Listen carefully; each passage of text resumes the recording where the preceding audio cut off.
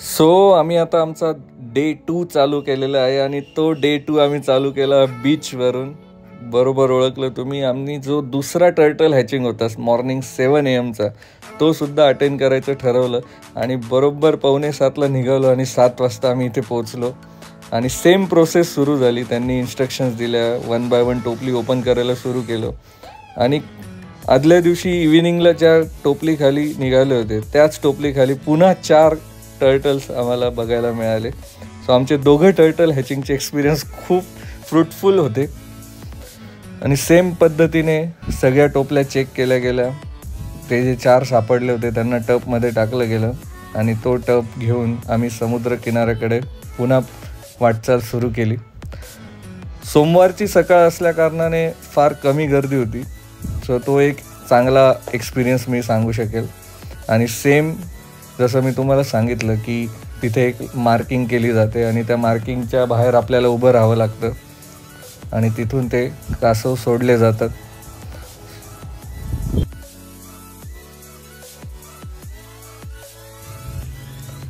So turtle त्यांच्या घराकडे वाटचाल करायला सुरू झाले होते आणि आम्ही पुन्हा तो अविस्मरणीय क्षण अनुभवत होतो. खूप छान वाटत होतं. निसर्गाचं एक काहीतरी वेगळं रूप आपल्याला अनुभवायला मिळतंय. हा थॉटसुद्धा खूप आनंद देणारा होता. आणि मॉर्निंगला तर वातावरण इतकं फ्रेश होतं, फ्रेश एअर होती. खूप एन्जॉय केला आम्ही. आणि निधी तिचा एन्जॉय चालूच होता. त्या रेतीमध्ये किल्ले बनवणं, माती खेळणं, तिचं ते सुरूच होतं.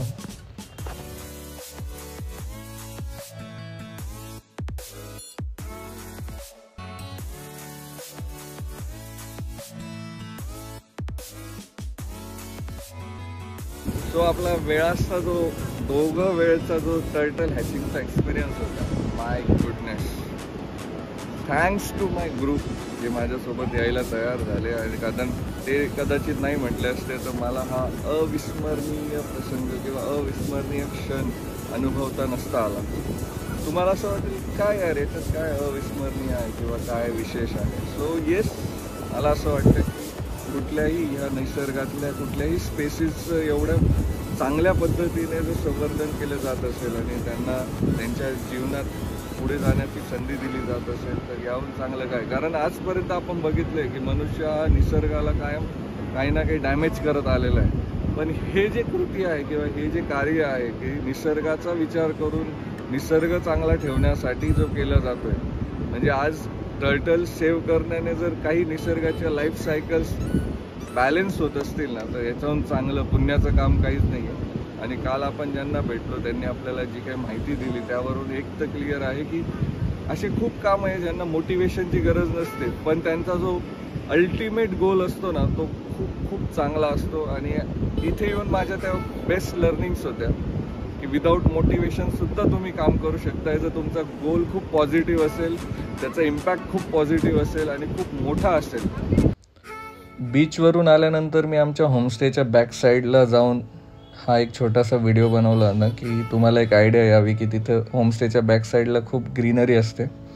आणि आम्ही त्यानंतर आमच्या परतीचा मार्ग सुरू केला होता.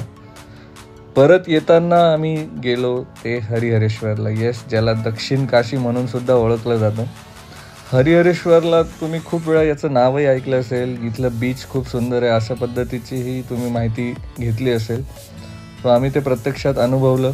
खूप सुंदर मंदिर, सुंदर बीच आणि तो शांतता. मेन म्हणजे ह्या सगळ्या लोकेशनला आम्हाला ती शांतता आणि इको फ्रेंडली फिलिंग जी येत होती ना ती खूप जास्त पॉझिटिव्हिटी क्रिएट करत होती. हॅलो गाईज, सो मी हरिहरेश्वरला आलो होतो आणि गेस वॉट, आपल्याला इथं कोण भेटलेलं आहे? Hi guys. संदेश भेटलेला आहे आपल्याला. आणि ते म्हणतात ना की जिनकी मंजिल एक होती वो अक्सर राहों में मिलते. आणि आमची तर राह जी आहे 25 वर्षापासून आम्ही एकत्र आहे. यावर्षी आम्ही आमच्या मैत्रीचं सिल्वर जुबली सेलिब्रेट करतोच आहे. प्लस ते करत असताना जेव्हा अशा मुवमेंट्स घडतात ना की मी नाशिकहून आलो, हा पुण्याहून आला आणि हरिहरेश्वरला आम्ही भेटावं. सो हे सगळं आमच्या ते म्हणतात ना नशिबात लिहिलेलं आहे सगळं की आम्ही सोबतच असणार आहोत. So this was surprise element for this video. पहिले आम्ही कालभैरवचं दर्शन घेतलं, नंतर हरिहरेश्वरचं दर्शन घेतलं. तुम्हालाही मी ह्या व्हिडिओत हरिहरेश्वरचं दर्शन घडवून देतो.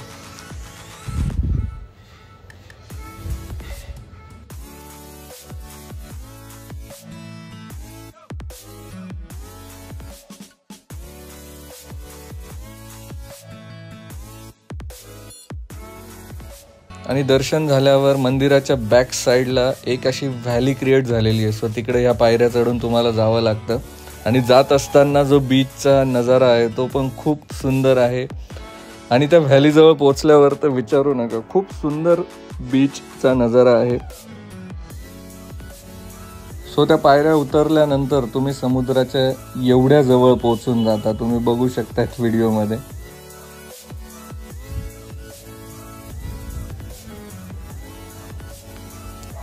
आणि तिथून परत येत असताना पुन्हा हा आम्ही हरिहरेश्वरच्या बीचचा जो नजारा होता तो एन्जॉय केला.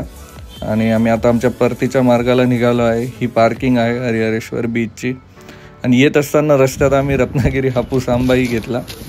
सो कसा वाटला तुम्हाला हा कोकणातला सफर 2 दिवसाचा आमचा, तो मला नक्की कमेंट बॉक्समध्ये लिहा. Thank you so much for watching this video.